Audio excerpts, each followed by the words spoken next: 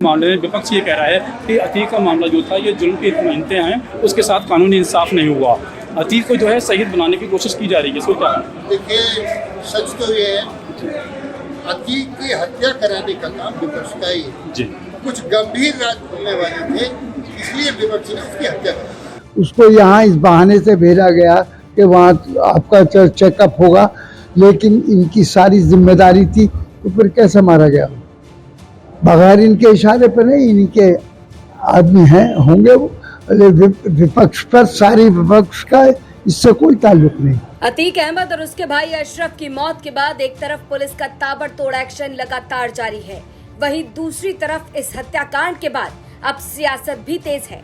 एक तरफ विपक्ष लगातार इस हत्याकांड के बाद योगी सरकार पर सवाल उठा रहा है, तो वहीं बीजेपी भी विपक्ष को घेरने की कोशिश में है।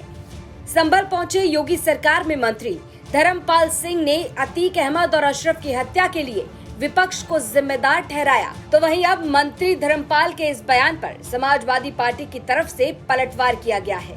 सबसे पहले ये सुनिए कि योगी सरकार में मंत्री ने क्या कुछ कहा। मामले में विपक्ष ये कह रहा है कि अतीक का मामला जो था ये जुल्म के नुमाइंदे हैं, उसके साथ कानूनी इंसाफ नहीं हुआ।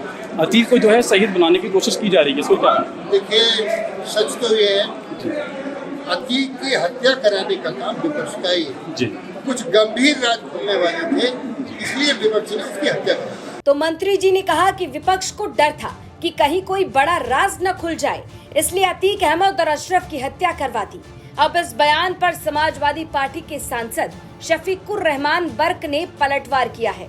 समाजवादी पार्टी के सांसद ने साफ कहा कि विपक्ष का इससे कोई लेना देना नहीं है, ये सब कुछ बीजेपी के इशारे पर हुआ है। विपक्ष से कोई झगड़ा नहीं था अतीक अहमद का, न कोई उनकी लड़ाई थी, न कभी आपने सुना होगा कि वक्त ये सब कुछ इन्हीं से ही था। जो कुछ भी था इनकी कस्टडी में था, जुडिशियल कस्टडी में। उसको यहाँ इस बहाने से भेजा गया कि वहाँ आपका चेकअप होगा, लेकिन इनकी सारी जिम्मेदारी थी, तो फिर कैसे मारा गया? बगैर इनके इशारे पर नहीं, इनके आदमी हैं, होंगे वो। विपक्ष पर सारी विपक्ष का इससे कोई ताल्लुक नहीं। विपक्ष उनके ना कोई खिलाफ था और ना कोई विपक्ष से उनकी कोई लड़ाई थी। वो तो जो कुछ भी करा इन्होंने किया, ये उसके पीछे पड़े हुए थे। तो भाई ठीक है, अगर वो गलत था, ठीक था, उसके खिलाफ जुर्म थे, तो अदालत तो हमारे पास मौजूद थी, कानून मौजूद हैगा।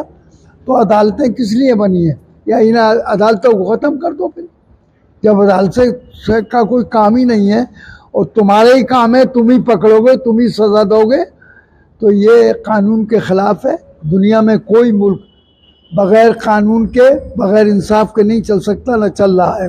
वो कह रहे हैं कि जो विपक्ष के जो कुछ ऐसे राज उनके पास थे, जो है अतीक अहमद के पास, जो है, जो कि उस बात से जो विपक्ष जो डरा हुआ था, इसी वजह से तो सब बनावटी बातें हैं।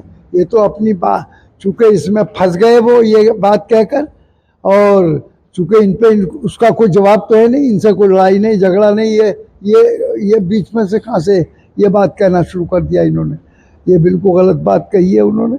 और इसमें विपक्ष जो है, बिल्कुल इसमें उसका इस बात से कोई ताल्लुक नहीं है। संभल से अभिनव माथुर की रिपोर्ट, यूपी तक।